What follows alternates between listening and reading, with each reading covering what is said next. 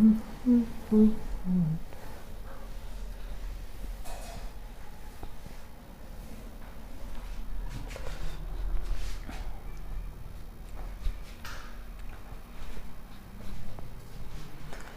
Friends, मैं राजकिशोर कुमार आपके अपने YouTube चैनल ऑनलाइन तैयारी में आपका स्वागत करता हूं। जैसा कि आपको पता है, एंशिएंट हिस्ट्री क्लास चल रही है, जिसमें आज हम लोग पुष्यभूति वंश या वर्धन वंश के बारे में डिस्कस करेंगे। तो चलिए स्टार्ट करते हैं। पुष्यभूति वंश या वर्धन वंश। पुष्यभूति वंश स्टार्ट कब होता है? तो गुप्त काल के बाद, मतलब गुप्तों के पतन के बाद जिस वंश की स्थापना होती है वो होती है पुष्यभूति वंश। और ये पुष्यभूति वंश आता कैसे है?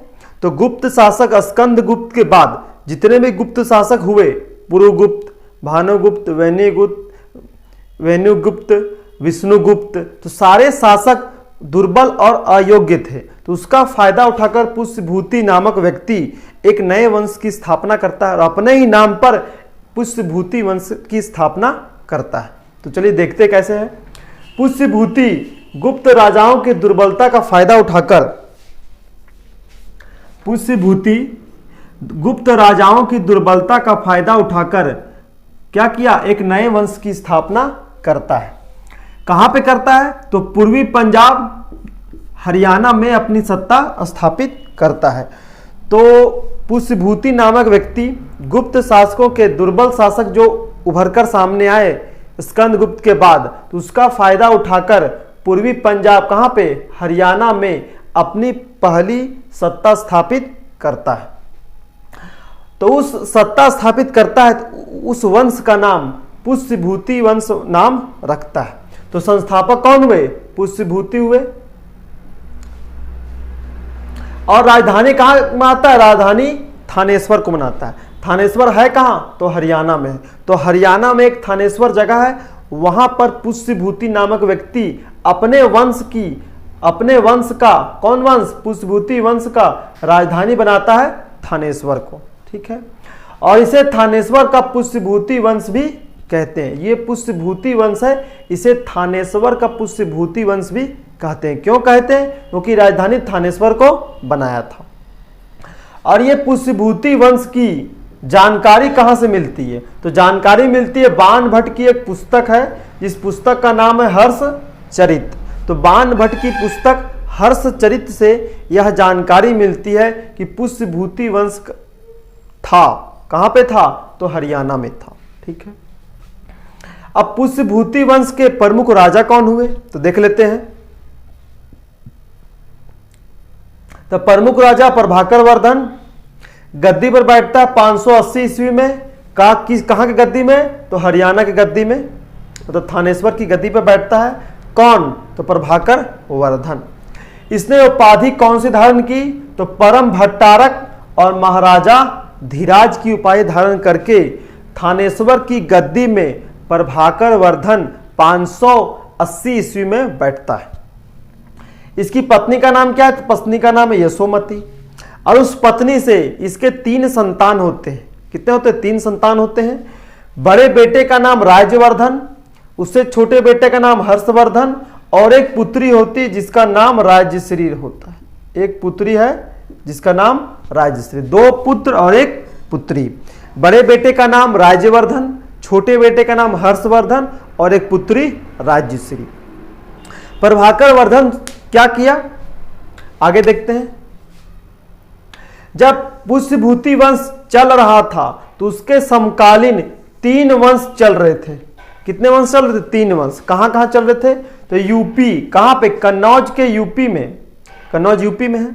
तो कन्नौज में मौखरी वंश था। कौन वंश था? मौखरी वंश था। मैंने यहां डायग्राम में दिखाया है, देखिए यूपी में कन्नौज मौखरी वंश।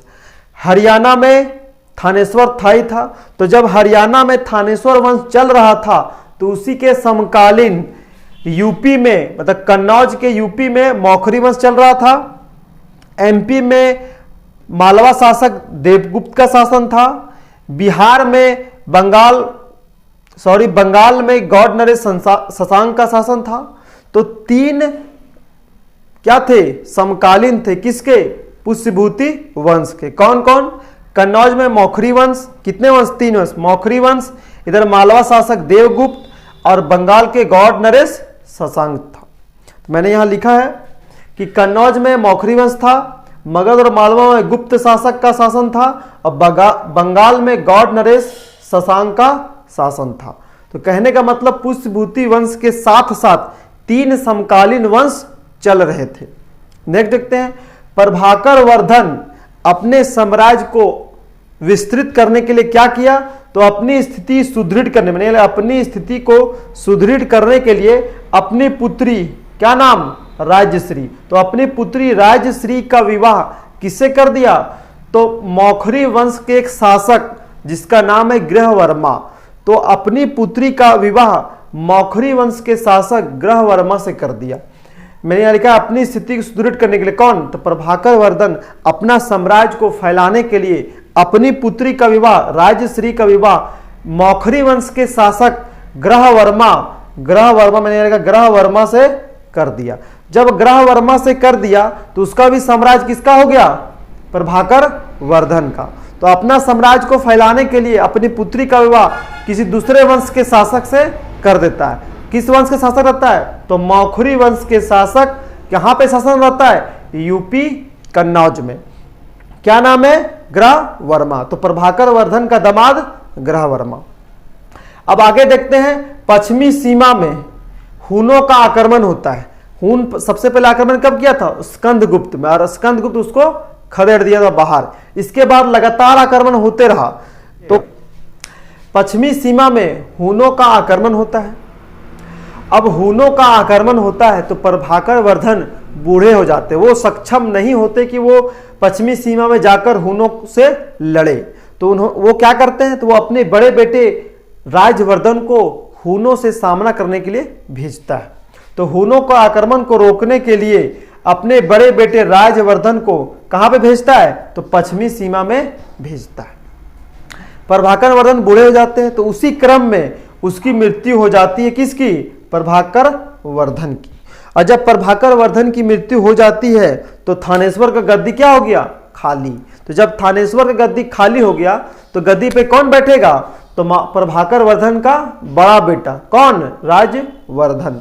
तो प्रभाकर वर्धन की मृत्यु हो जाती है, तब थानेश्वर की गद्दी पर कौन बैठता है, राजवर्धन बैठता है, क्योंकि वो उसका बड़ा बेटा रहता है। तो जब गद्दी पे राजवर्धन बैठ जाता है तब क्या होता है, तो 605 में प्रभाकर वर्धन की मृत्यु होती है, और 605 ईस्वी में क्या होता है, तो 605 ईस्वी में थानेश्वर की गद्दी में प्रभाकर वर्धन के बड़े बेटे राजवर्धन गद्दी पर बैठ जाता है 605 ईस्वी को। मालवा के शासक देवगुप्त और बंगाल के शासक मिलकर, कौन, शशांक, कन्नौज पर आक्रमण कर देता है। कन्नौज पे क्या करता है, आक्रमण कर देता है। दोनों पहले इन लोग मिला था, कौन, इन लोग तो रिश्ता में तो इसका जीजाजी हो गया, किसका, राजवर्धन का, और प्रभाकर वर्धन का दामाद मौखरी वंश के शासक ग्रहवर्मा। तो ग्रहवर्मा और पुष्यभूति वंश रिश्तेदार हो गया। तो बचा दो, कहां का, मालवा का गुप्त शासक और बंगाल का गौड़ शासक शशांक। इन लोग दोनों दोस्ती कर लिया। अब इन लोग क्या प्लान बनाया कि कन्नौज पर आक्रमण करेंगे। तो इन्होंने कन्नौज पर आक्रमण कर देता है, कन्नौज पर आक्रमण कर दिया। अब कन्नौज पर जैसे ही आक्रमण किया तो ग्रहवर्मा की हत्या कर देता है, कौन, देवगुप्त। तो देवगुप्त जो है ग्रहवर्मा की क्या कर देता है, हत्या कर देता है। अब ग्रहवर्मा का जब राजा ही मरा गया तो उसका प्रजा क्या करेगा, तो ग्रहवर्मा की हत्या कर दिया और उसकी पत्नी राजश्री को कैद कर लिया, अर्थात राजवर्धन की बहन को कैद कर लिया। जब इसकी सूचना राजवर्धन को मिला कि कन्नौज पर आक्रमण कर दिया है और जो उसका बहनोई है उसको क्या कर दिया है, हत्या कर दिया है, और उसकी बहन को क्या कर लिया, कब्जा कर लिया, तो राजवर्धन क्या हो गया, आग बबूला हो गया कि अब जाके उसको हम मारेंगे। तो राजवर्धन अपनी बहन की रक्षा के लिए और अपने बहनोई का बदला लेने के लिए कन्नौज की ओर प्रस्थान होता है। तो जब कन्नौज की ओर प्रस्थान होता है तो देवगुप्त की सेना को हरा देता है। एक तो देवगुप्त की सेना क्या हो गया, खत्म हो गया, हरा दिया तो खत्म हो गया। जब देवगुप्त की सेना को हरा दिया तो बचा कौन? तो बंगाल के गौड़ नरेश शशांक। तो गौड़ नरेश क्या करता है? शशांक धोखे से राजवर्धन की हत्या कर देता है, गया मारने और खुद मारा जाता है। ठीक है, तो राजवर्धन गया बदला लेने के लिए, एक को तो मार दिया मालवा के शासक देवगुप्त को, परंतु बंगाल के शासक गौड़ नरेश शशांक के द्वारा उसकी हत्या हो जाती है। धोखे से मार देता है किसको? राजवर्धन को। कौन? शशांक। जब धोखे से मार दिया तो थानेश्वर की गद्दी क्या हो गई? खाली। थानेश्वर की गद्दी क्या हो गई? खाली हो गई। थानेश्वर की गद्दी भी खाली हो गई। और जब थानेश्वर की गद्दी खाली हो गई तो थानेश्वर में कौन बैठेगा?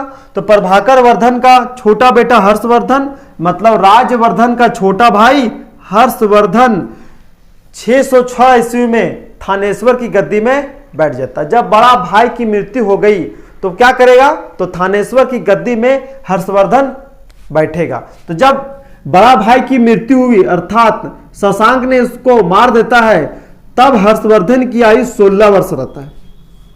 अब 16 वर्ष की अवस्था है हर्षवर्धन का, और उसका भाई को मार दिया शशांक ने। अब 16 वर्ष की अवस्था में थानेश्वर की गद्दी में बैठता है कौन? हर्षवर्धन। 606 ईस्वी में थानेश्वर की गद्दी में बैठ गया। अब थानेश्वर की गद्दी में बैठ गया, अब वो क्या करेगा? अब वो बहन को छुड़ाएगा, अपना भाई का बदला लेगा, अपना जीजा जी का बदला लेगा, कन्नौज को उससे बचाएगा। तो इतने सारे विकल्प उसके पास है कि बहन को बचाना है, अपना भाई का बदला लेना है, अपना जीजा जी का बदला लेना है, इतने सारे उसके हैं। क्या क्या करेंगे वो? तो 16 वर्ष की अवस्था में थानेश्वर की गद्दी में बैठा।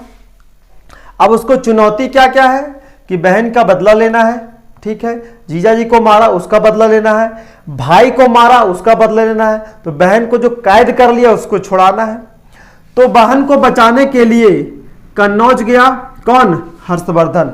सोचा बड़ा भाई तो मारा गया, अब उसका बदला तो लेंगे ही लेंगे और अपनी बहन को भी छुड़ाएंगे। तो कन्नौज गया अपनी बहन को बचाने के लिए और अपना भाई का बदला लेने के लिए। अब उसको पता चला रास्ते में कि राजश्री कैद से मुक्त होकर विंध्याचल चली गई है। जब वह कन्नौज की ओर जा रहा था तो रास्ते में उसको पता चला कि राजश्री कन्नौज से भागकर कहां आ गई? विंध्याचल आ गई। तो जब विंध्याचल आ गए तो कन्नौज का रास्ता छोड़ दिया और विंध्याचल की ओर प्रस्थान।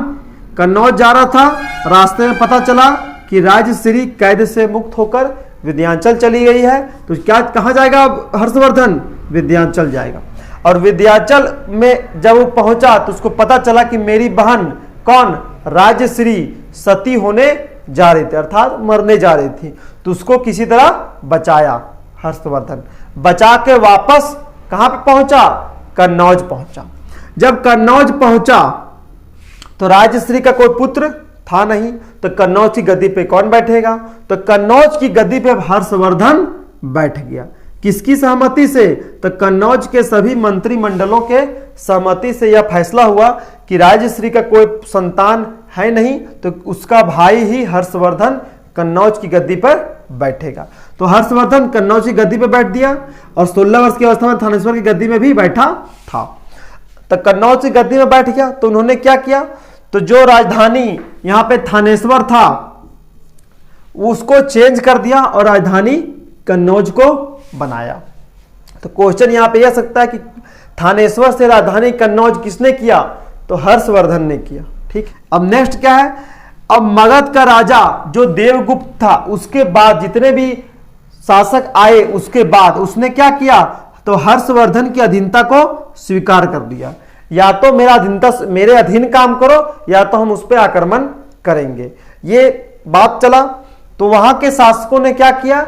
उसके अधीन उसके खिलाफ तो शासन कर नहीं पाएगा, तो उसके अधीनता को स्वीकार कर लिया कि मैं अपना शासन करूंगा पर आपके ही शासन के जरिए मैं शासन करूंगा। तो मगध का राजा जो भी इसके बाद हुए देवगुप्त के बाद उसने हर्षवर्धन की अधीनता को क्या कर लिया? स्वीकार कर लिया। ठीक है, तो मगध भी अपना हो गया, कन्नौज भी अपना हो गया, हरियाणा अपना है ही।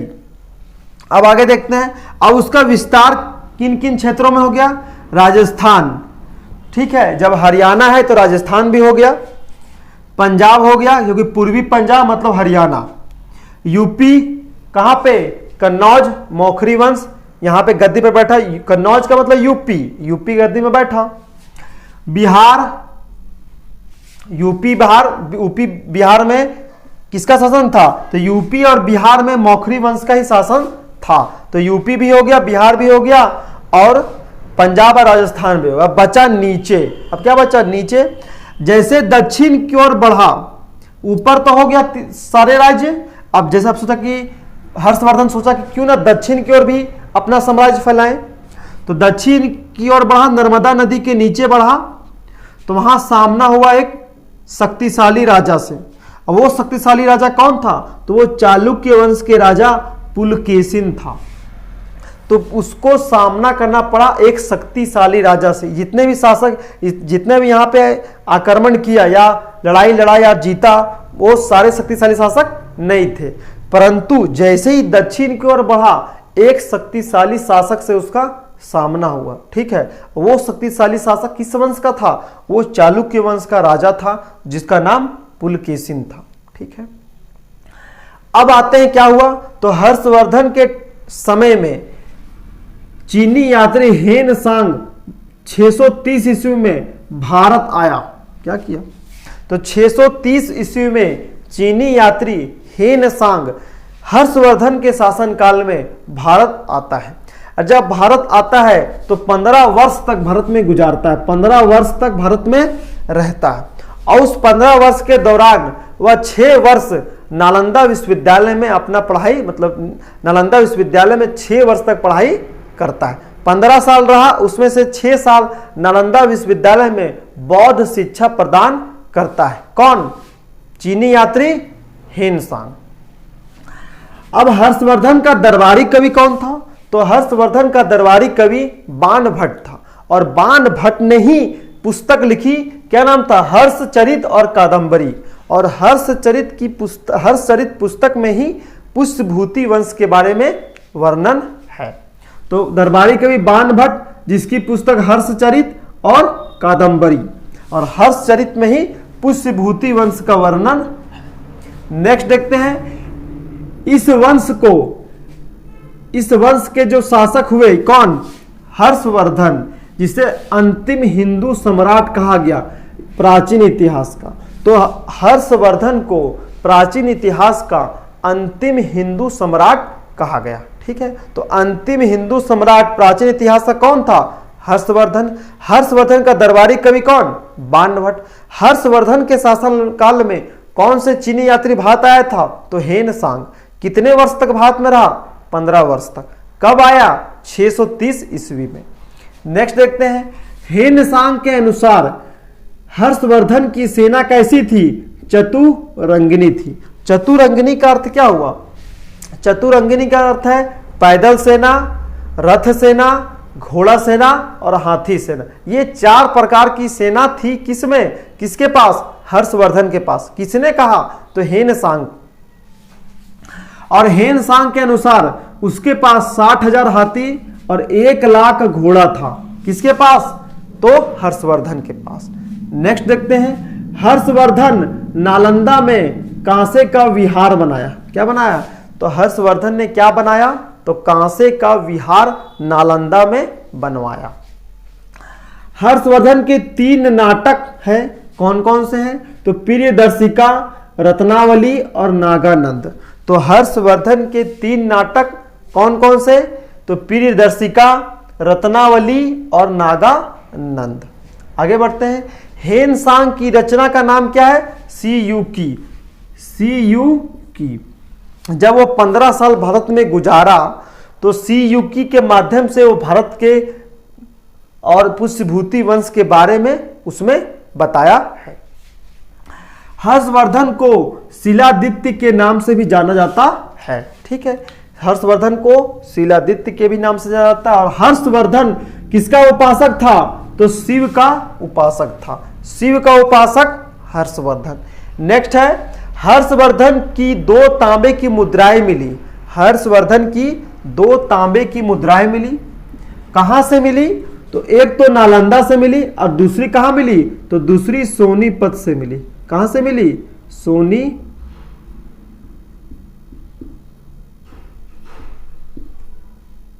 दूसरी मिली सोनीपत से। पहला नालंदा में मिली और दूसरी सोनीपत से मिली।